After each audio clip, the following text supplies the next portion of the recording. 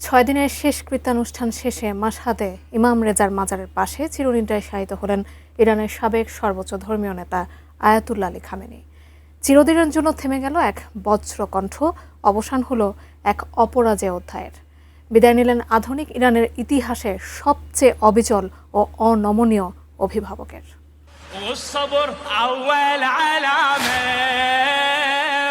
এ কেবল এক নেতার বিদায় নয়, এ যেন শতাব্দীর আবেগের মহাপ্রয়াণ।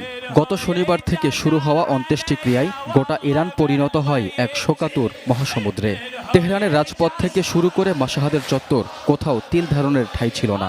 অশ্রুসিক্ত নয়নে প্রিয় নেতাকে শেষ বিদায় জানান আবাল বৃদ্ধ বনিতা।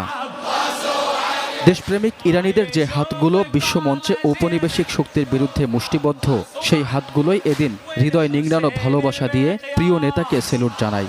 শোকের সাগরে ভেসে থাকা কোটি কোটি ইরানির চোখে জ্বলে ওঠে এক অপরাজেয় আত্মমর্যাদার স্ফুলিঙ্গ। ভৌগোলিক সীমানা ভেঙে এই শোকের ঢেউ আশ্রয় পড়ে ফোরাত নদীর তীরেও। সীমানা পেরিয়ে এই ক্রন্দন ধ্বনিত হয়েছে ইরাকের পবিত্র মাটিতে।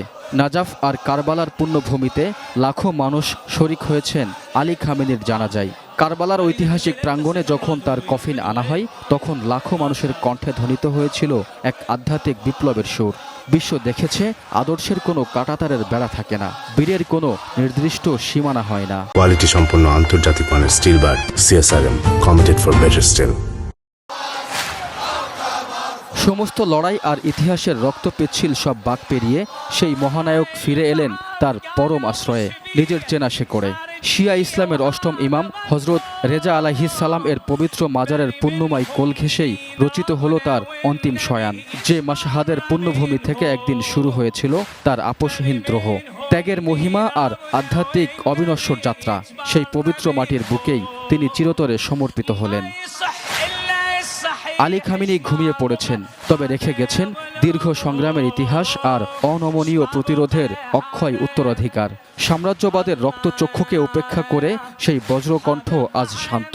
ইমাম রেজার মাজারের শীতল ছায়াতলে অতল ভালোবাসা আর অশ্রুর চাদরে মুড়িয়ে চিরনিদ্রায় শায়িত হলেন আয়াতুল্লাহ আলী খামেনি। ইতিহাস তাকে মনে রাখবে এক নির্ভীক সিংহ পুরুষ হিসেবে। Raihan Munshi, desk report, ATN news.